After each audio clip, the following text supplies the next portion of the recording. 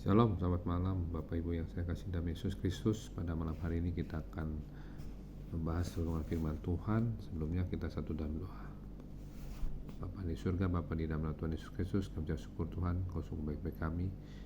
Kami bersyukur Engkau menyertai hidup kami sepanjang kami dalam hari ini. Terima kasih Tuhan untuk segala berkat, perlindungan. Kami percaya Tuhan kuasa-Mu terus menyertai kami, perlindungan-Mu menyertai hidup kami sampai kedatangan-Mu kedua kalinya menjemput kami menjadi mempelai Kristus. Urapi hamba-Mu dan menyampaikan hasil hati malam ini dalam nama Tuhan Yesus kami berdoa, haleluya, amin. Kita akan membahas tentang serahkan kuatirmu kepada Tuhan.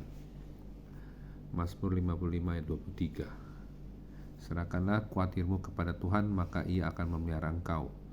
Tidak untuk selama-lamanya dibiarkannya orang benar itu goyah.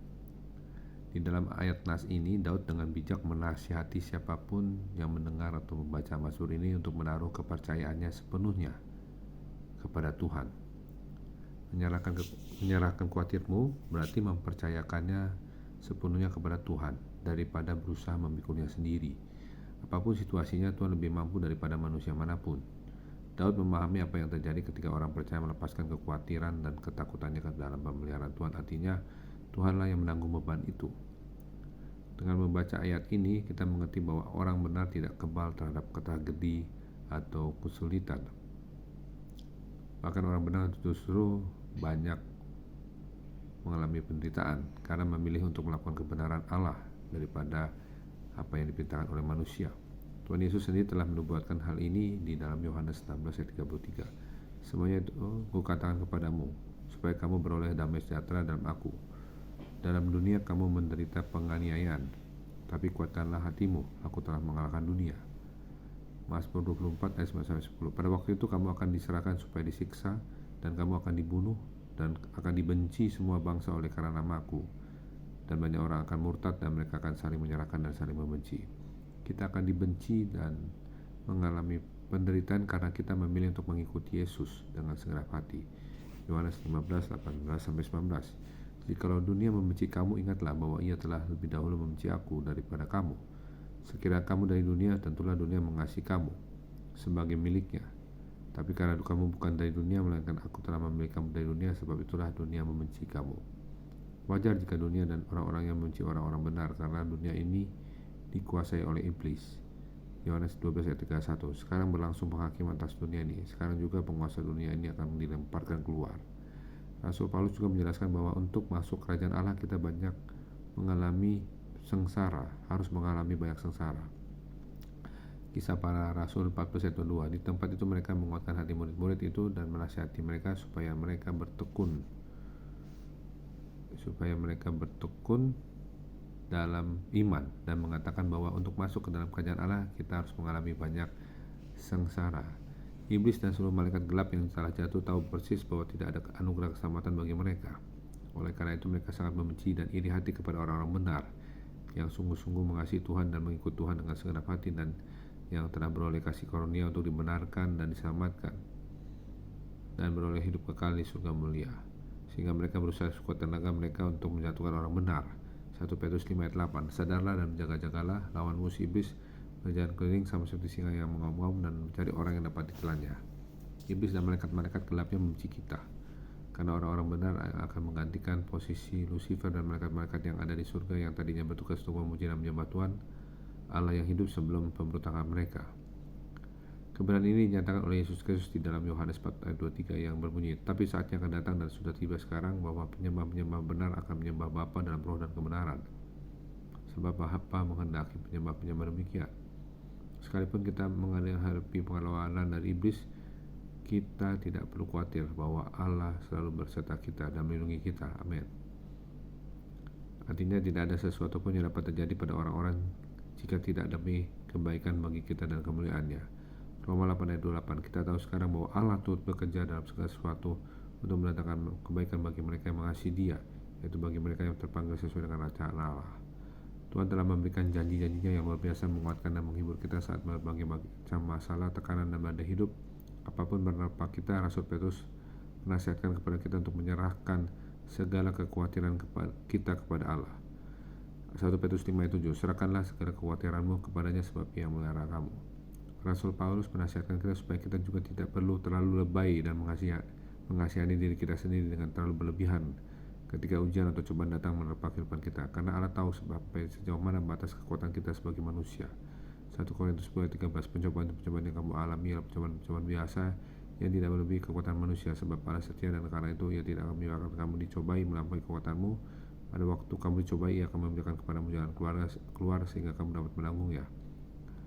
Anda sudah siap menolong kita. Allah sudah siap menolong kita. Allah sudah siap menolong kita dengan memberikan jalan keluar supaya kita bisa menanggungnya. Lalu pertanyaannya adalah, mengapa Allah mengizinkan orang benar untuk mengalami masalah dan penderitaan? Jawabannya ada di dalam Ulangan 32 ayat 11-12. Laksana Raja Wali menggoyang bangkitkan isi sarangnya, melayang-layang di atas anak-anaknya, mengembangkan sayapnya, menampung seekor dan melukungnya di atas kepaknya.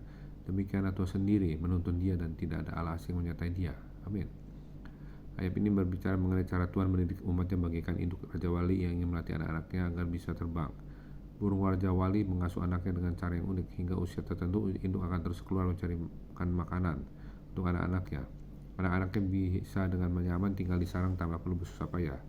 Tapi pada saatnya ketika mereka dirasa untuk cukup dewasa, sang induk akan segera mengajar anak-anaknya untuk belajar terbang dan mencari makan sendiri. Tidak jarang sang induk harus mengunjangkan sarang agar anak-anaknya mulai bergerak keluar. Sarang dibongkar hingga yang tinggal hanyalah lapisan kasar penuh duri. Lalu si anak akan diterjunkan ke bawah. Mau tidak mau, anak-anak Raja Wali ini pun akan mulai mengembangkan sayap dan melatih otot-otot mereka agar dapat terbang. Pada mulanya tentu sulit, anak-anaknya mungkin takut, dan ketika dilepas mereka bisa meluncur cepat menghujam ke bawah. Di saat seperti itu, sang induk akan segera menyabar dan membawa anaknya naik kembali. Begitu seterusnya berulang-ulang sampai anak-anaknya bisa terbang sendiri.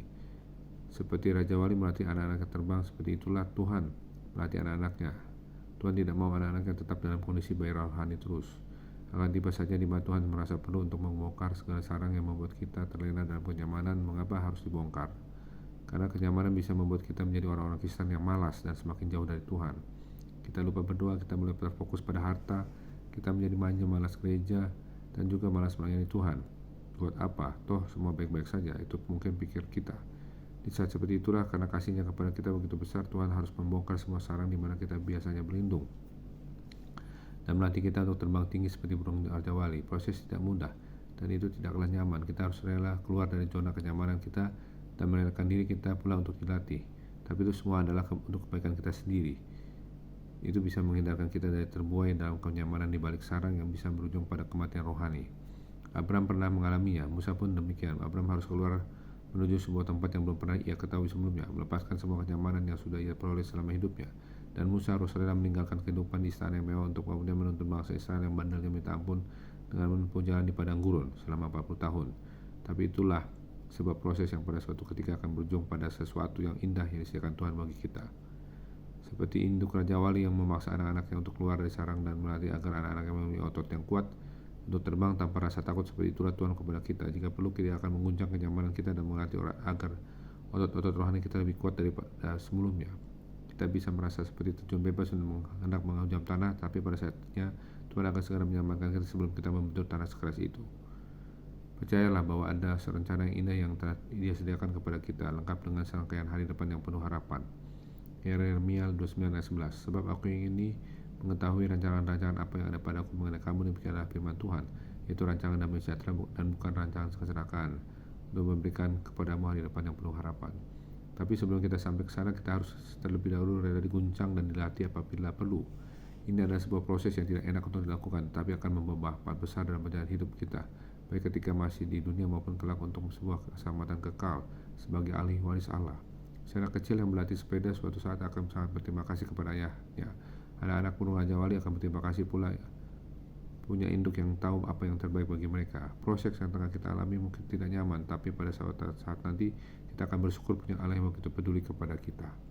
Oleh karena itu kita tidak perlu khawatir akan apapun, tapi serahkan segala kekhawatiran kita kepada Tuhan. Rasul Paulus juga kembali menasihati jemaat Filipi untuk jangan khawatir, melainkan kita nyatakan segala kekhawatiran kita kepada Tuhan melalui doa dan permohonan dengan ucapan syukur.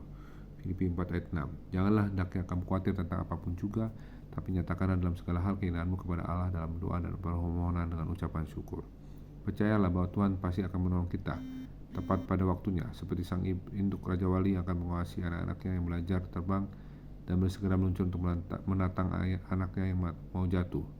Sama seperti induk Raja Wali yang tidak akan membiarkan anaknya jatuh ke tanah yang keras dan mati, demikian Allah kita tidak akan membiarkan orang benar yang percaya kepadanya untuk mati sia-sia. Amin. Kedua rasul besar ini, yaitu Petrus dan Paulus, adalah rasul-rasul yang mengalami begitu banyak penderitaan dan penganiayaan demi memberitakan Injil Kristus. Tetapi mereka berdua sama-sama menasihatkan untuk kita jangan khawatir dan menyerahkan segala kekhawatiran kita kepada Allah. Allah menggenapi janjinya kepada mereka dengan memberikan kasih karunia yang tak batas, sehingga mereka bisa mati secara martir dan menyelesaikan pertandingan iman mereka dengan luar biasa baik. Hal yang sama Tuhan akan lakukan bagi kita yang hidup benar di hadapannya. Haleluya. Amin. Kita sedang berdoa. Bapa surga, terima kasih Tuhan, Kau sungguh baik kami. Jadikan kami Tuhan untuk selalu hidup bergantung sama Tuhan, untuk dilatih, diuji Tuhan, untuk sama latih otot-otot iman kami, supaya kami dapat berjalan bersama Tuhan lebih lagi dan tambah heran lagi. Oleh karena itu Tuhan, berikan kami Tuhan keteguhan untuk selalu bersyukur, untuk Engkau bentuk kami menjadi anak-anak-Mu yang tangguh. Terima kasih Tuhan, berikan kami tidur nyenyak. Kami mohon Allah Kudus menguasai alam sadar bawah sadar kami dan tidur kami. Roh kematian mendadak, roh henti nafsu jantung, roh demam akut abdomen, roh mati muda dipatahkan kuasa dan balas Tuhan. Kami minta dibungkus dengan balas Tuhan di dalam nama Tuhan Yesus kami berdoa. Haleluya. Amin. Terima kasih Tuhan Yesus memberkati. Shalom.